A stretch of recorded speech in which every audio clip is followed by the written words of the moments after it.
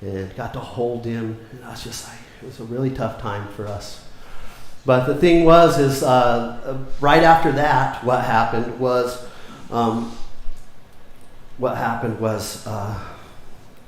he went to be with the Lord, and my little baby, my Anna, got really depressed, and so we decided that if she decided if she was going to get better, that she's going to need to have another baby, right? And so we're like, and then the doctors told us that we couldn't conceive. Well, of course I can't conceive. She can conceive. And so we're like, well, forget that, And so first we went to the doctors and we're like doing all this different fertility stuff and literally full moon in the swimming pool. You know how it gets weird.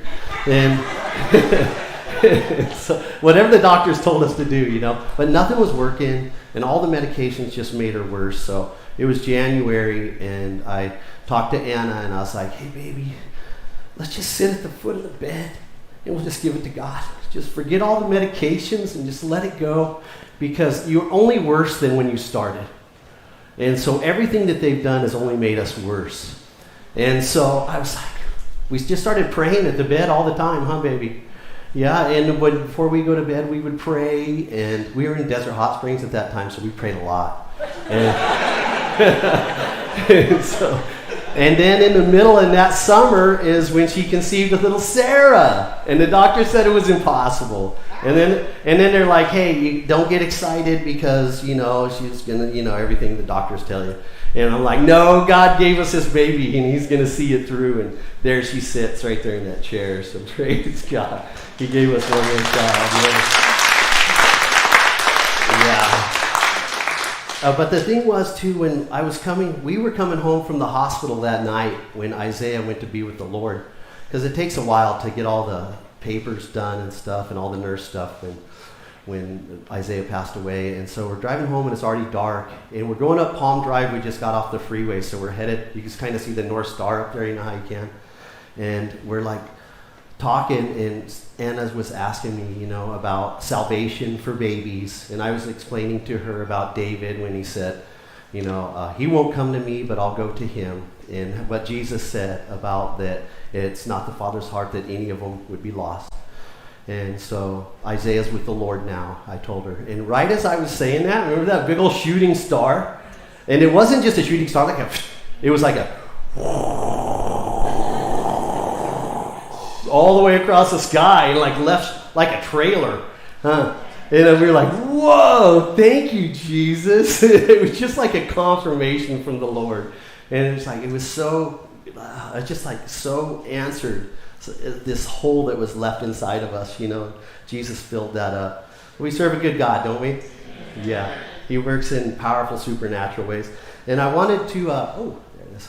I wanted to share with you this morning about this hard time so you can know how I was called. Right after Isaiah passed away is when I was called into ministry. And before that, I would just come on Sundays, and I would just always show up and sit at the back left-hand side. We're still kind of there, huh, Anna? Yeah. And so I would sit there, and I had my own seat, and when other people were sitting in my seat, it's like, oh, man, somebody's in my seat, man. Right? And I have to sit in the middle. Where am I supposed to sit? But, yeah. And so it was like that, and I would show up late and leave early because I was a hard rocker, and I didn't want to have to listen to the worship, even though the worship was fantastic. Lance Parr was leading it then at the bridge.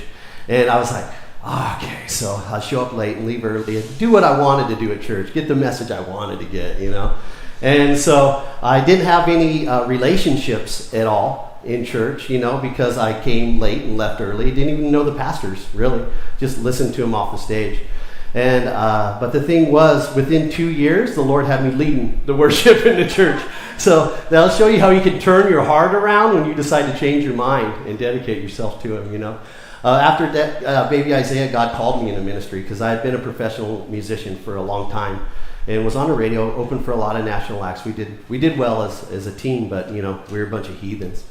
And so I was like, okay, God, you can have me. You're really getting a prize. Yeah, you know what I mean?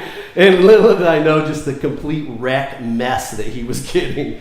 And He had to completely reshape me from the inside out. Because He doesn't call the equipped, does He? He equips the called.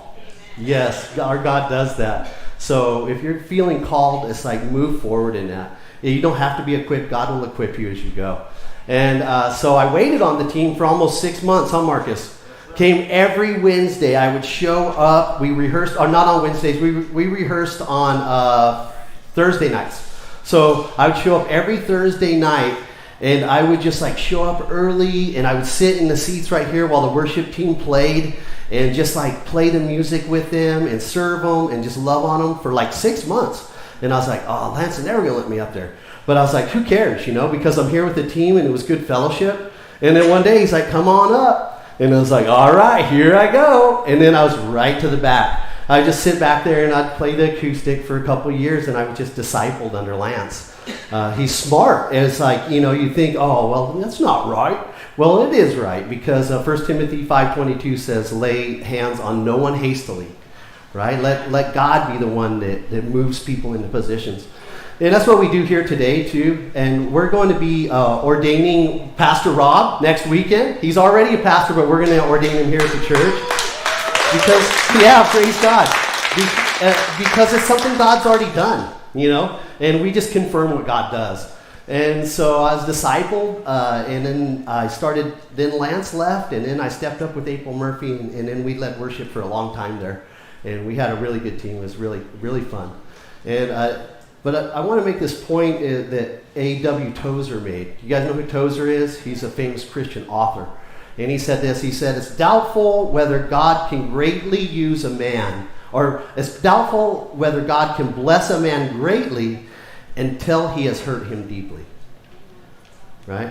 And so I believe that. You know, I believe that a lot of times the pain and the suffering that we go through our lives, and when we hand it over to God, all of a sudden we start to see why it happened. We get to see the fruit in it, even though it sounds like, what? Fruit in suffering? Yeah, when you give it to God, yeah. It's like God can do that.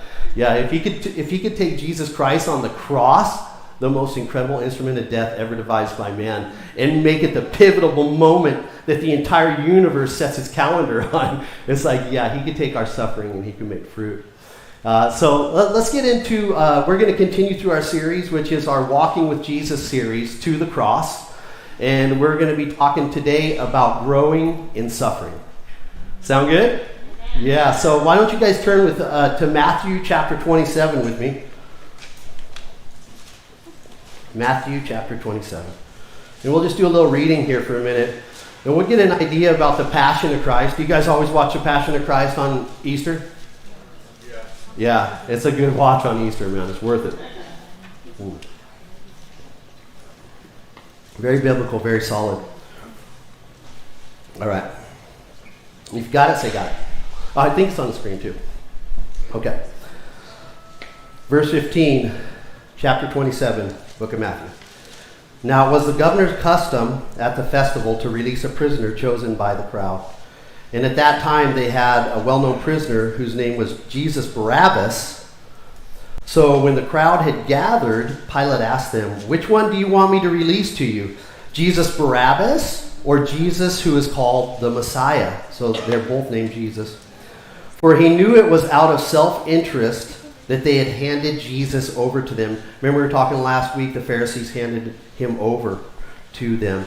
When Pilate was sitting on the judge's seat, his wife sent him this message. Don't have anything to do with that innocent man, for I have suffered a great deal today in a dream because of him. But the chief priests and the elders persuaded the crowd to ask for Barabbas and to have Jesus executed. Which of the two do you want me to release to you? Asked the governor. Barabbas, they answered. What shall I do then? With Jesus, who is called the Messiah, Pilate asked. They all answered, crucify him. Why? What crime has he committed? Asked Pilate. But they shouted all the louder, crucify him. When Pilate saw that he was getting nowhere, but that instead an uproar was starting, he took water and washed his hands in front of the crowd.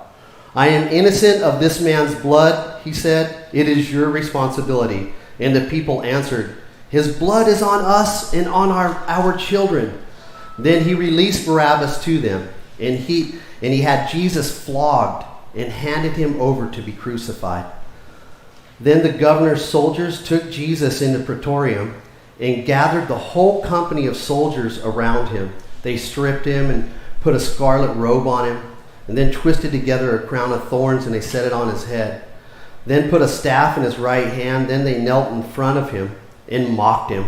"Hail, King of the Jews," they said. They spit on him and took the staff and struck him on the head again and again. After they had mocked him, they took off the robe and put his own clothes on him. Then they led him away to crucify him. As they were going out, they met a man from Cyrene named Simon, and they forced him to carry the cross. They came to a place called Golgotha, which means the place of the skull. There they offered Jesus wine to drink, mixed with gall. But after tasting it, he refused to drink it. When they had crucified him, they divided up his clothes by casting lots. And sitting down, they kept watch over him there. Above his head, they placed a written charge against him. "This is Jesus, the King of the Jews." 2 rebels, one on his right and one on his left.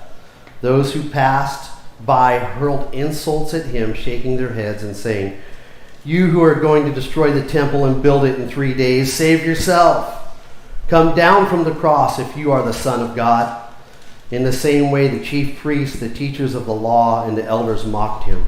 "He saved others," they said, "but he can't save himself.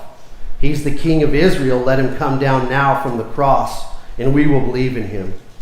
He trusts in God. Let God rescue him now if he wants him. For he said, 'I am the Son of God.'" In the same way, the rebels who were crucified with him also heaped insults on him. From noon until 3 in the afternoon, darkness came over all the land. About 3 in the afternoon, Jesus cried out in a loud voice, "Eli, Eli, lama sabachthani," which means, my God, why have you forsaken me?" But some of those standing there heard this. They said, "He's calling Elijah."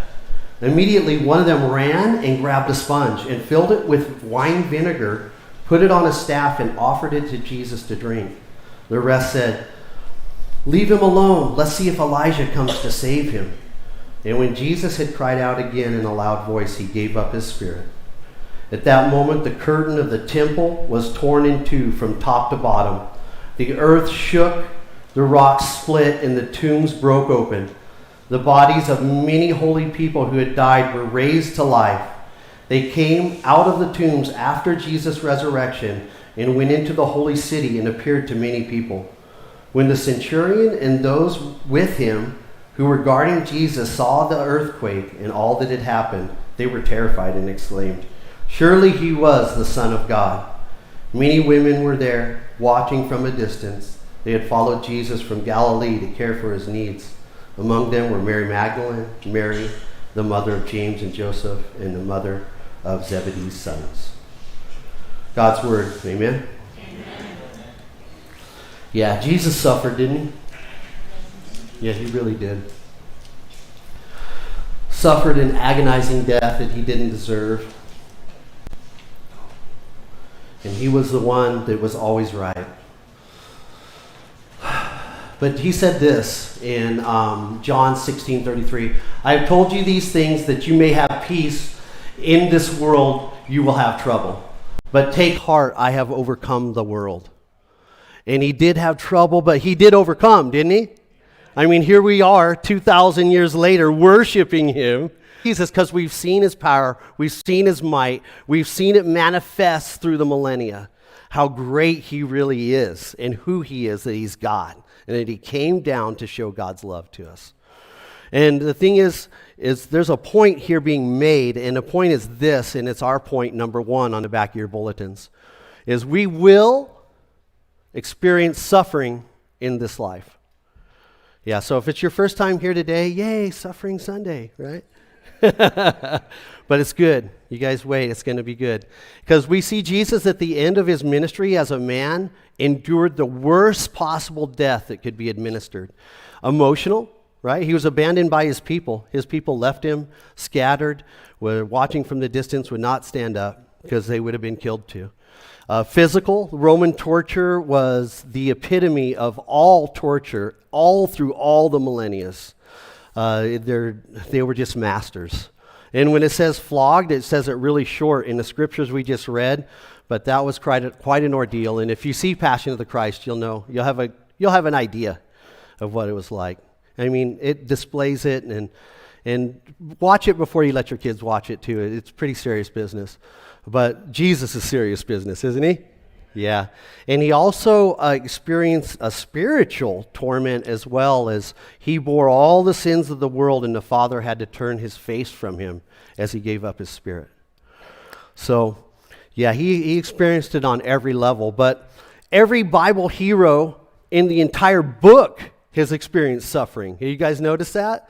There's no hero in the Bible that is just like, oh, here he goes, and he's like stood up, and he never had any problems, and he did great, and God blessed him. It's like they all like came from really tough backgrounds, and let's talk about it for a minute. Just work our way down through the Bible. We talk about Adam, right? We got the first man, and we were talking about him last week, cast out of the garden. Cast out of the perfect place, suffering. And then God sent him out to toil the land. He literally had to work the land. His hands had to bleed by the sweat of his brow. We saw that he had massive family problems, right? The first murder, so the brother killed the brother. And so it's like sin and toil just wrapped around him, just suffering all through his life. And but many blessings too. When we have God, also we get.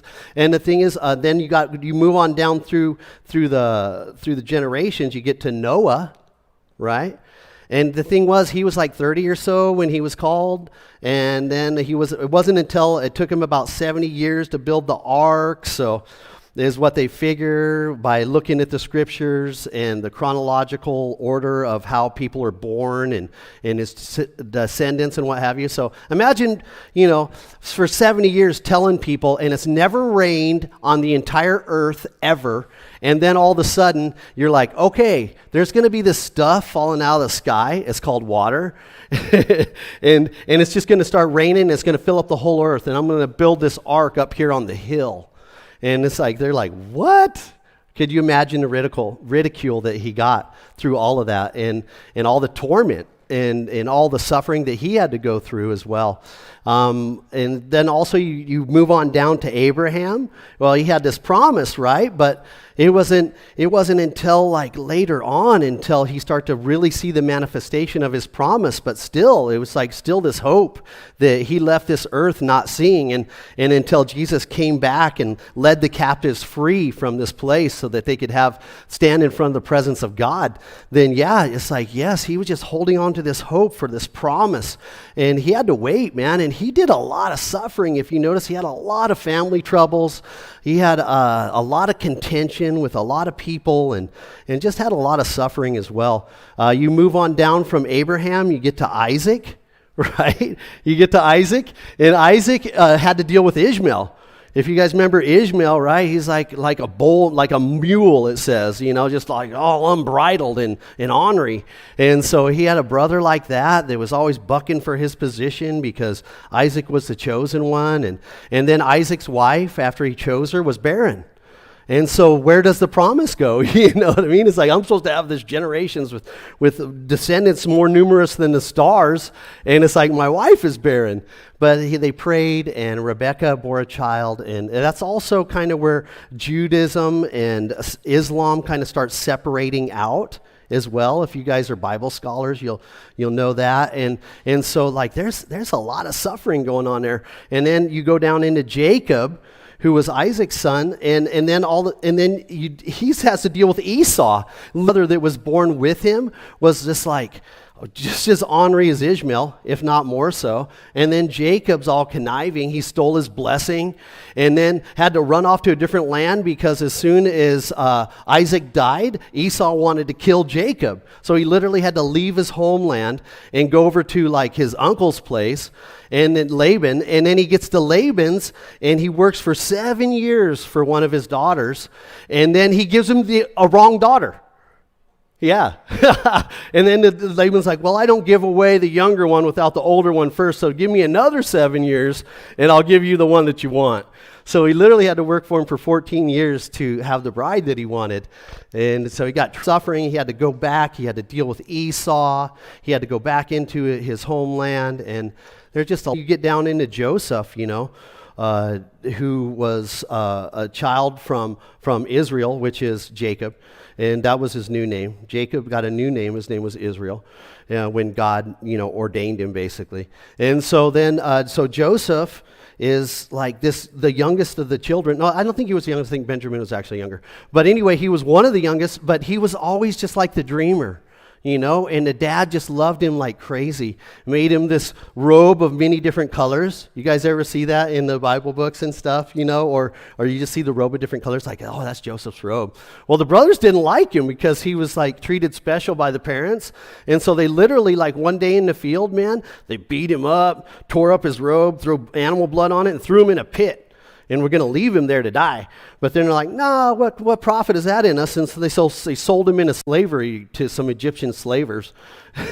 And so Joseph goes off into Egypt and is serving this captain of the Egyptian army and is doing good. And the guy sets him in charge of all of his house because he's blessed by God, And then, but what happens was the captain's wife takes favor in Joseph. And then so she's like trying to seduce him, but he won't let her.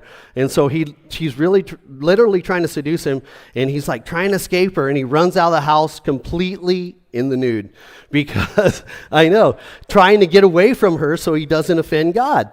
But he got accused of that, and he actually got in trouble for it because she told a lie about him, and the captain had him thrown into prison, into Pharaoh's prisons, where Joseph is continuing on his suffering path and continuing serving God, is like ministering to the people who are in jail there. And so he's in jail and he's ministering, he's still suffering, but he's still loving on people at the same time. And he's the dreamer, so he has these prophetic dreams. And he's speaking truth to these people, and even the prisoners betray him. Yeah, man. Until one day, all of a sudden it comes up, hey, there's this guy down in the prisons that can tell dreams. And the Pharaoh's like, sweet, bring him up. I want to hear it because I got this dream I need to have interpreted. Joseph comes up out of the jail, goes up there, talks to the Pharaoh, and literally in one day, he's the Pharaoh's right-hand man. So moved from the least in pretty much all the world in suffering all of his life to second in charge of the world in just one day. Yeah, so he suffered for a long time, and then God blessed him and turned there. And as you go forward, we see after they were brought into captivity there in Egypt, all that was part of Israel getting captured by Egypt. So they all go down there because that's where all the food is. But then Egypt kind of keeps all the Israelites, and they start to grow in numbers. And a few generations go by, and then comes Moses, and he's going to set the Israelite children free from Egypt, right? And it's like you can see this theme of suffering moving through the God stories, but it's history because it's what? His story. Yeah, it's God's story. And he's always been in control. And so then he gets up there, man, and Moses, has to deal with the Pharaoh. Well, first, he's one of the Pharaoh's children. He gets thrown in the little basket. We talked about that last week, remember? And he gets in the basket. He's already suffering. And then he goes into the Pharaoh's household. But then when he gets older, he realizes, hey, I am from Israel. And so what he does is he is going to fight for his people, he decides, and he kills one of the Egyptian guards, but then gets scared, and he takes off because he's afraid, they're going to kill him, I'd imagine. And so then he takes off in the wilderness. He like tends goats or sheep or whatever he does out there for a long time. And then the burning bush speaks to him and says, go set my people free. And God sets a power onto him and his brothers. And they go into Egypt and they set the Israelites free, by the power of God, the 7 plagues, the Pharaoh, the whole thing. The 10 Commandments, right? And then he gets out there, he wanders around in the wilderness, just suffering all the way. Leading 1 million people in the wilderness who are hungry and thirsty, you can imagine. Yeah, man. And so, so he gets out there. He suffered, man. And then Joshua comes along after Moses gets to the promised land because Moses couldn't go into the promised land.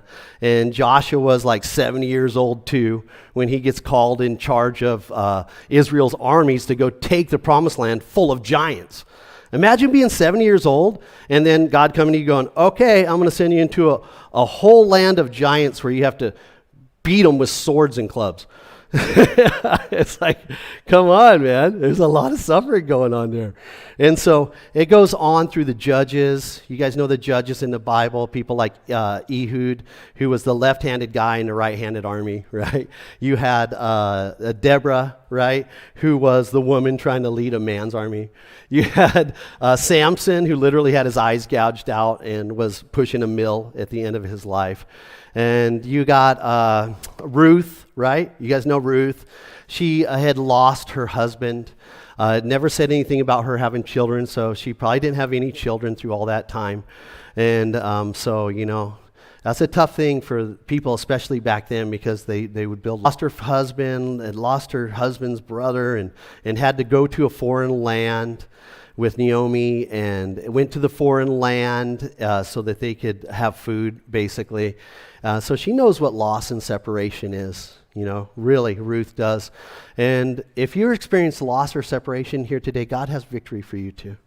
If you've experienced loss through this season, separation from people you love, maybe it's a lifelong separation. Maybe they were in the hospital and you couldn't go see them, and they went to go be with Jesus. Well, there'll be a time when you get to see them again. Our God is that good. And also Hadassah, Esther, right? Remember Esther? And so she was actually part of the exiled group when Israel went into captivity after that. And so her parents were either killed or died during that exile process, and she was being raised by her cousin, Mordecai. And so Esther knows what to lose, you know, and be abandoned, basically, and have nobody in this world to just really have somebody to raise and be connected to. And so she went to her cousin, and her cousin raised her. And then she ended up by being the queen of the land, too. So God do big things. And if you have been abandoned or you feel alone, it's like God's with you. Don't worry. And you got all of us, too. We want to be connected with you. So that's okay, you know, if you feel abandoned, and that's through that suffering. And not to mention all the kings in the Bible. Heavy as a head that wears the crown, right? King David said this in Psalm 55, 1 through 8. Check this out. Listen to my prayer, O God. Do not ignore my plea. Hear me and answer me. My thoughts trouble me, and I am distraught. Because of what my enemy is saying, because of they bring down suffering on me and assail me in their anger. My heart is in anguish within me. The terrors of death have fallen on me. Fear and trembling have beset me. Horror has overwhelmed me. I said, oh, that I had the wings of a dove. I would fly away and be at rest. I would flee far away and stay in the desert. I would hurry to my place of shelter, far from the tempest and storm. Yeah, all the prophets suffered, died. The disciples all died gruesome deaths, except for John, lemon oil. And I don't know, and then they exiled him to the island of Patmos, wrote the book of Revelation. He was given the vision to write the book of Revelation, the revelation of Jesus Christ. And so I don't know if you have ever been like frying bacon with your shirt off, and like that grease flies out of there and like lands on your chest. And that, but your whole body. That happened to John, right? He's literally boiled in oil. And so no one in this world will be excluded from the sorrow and pain within it. Yeah, just no one. No one's going to be excluded. You know, from the very moment we're born, it's a pretty traumatic thing to watch a baby being born. If you guys have ever seen a baby being born, it was crazy. Yeah. Well, I'll tell you about Sarah. Check this.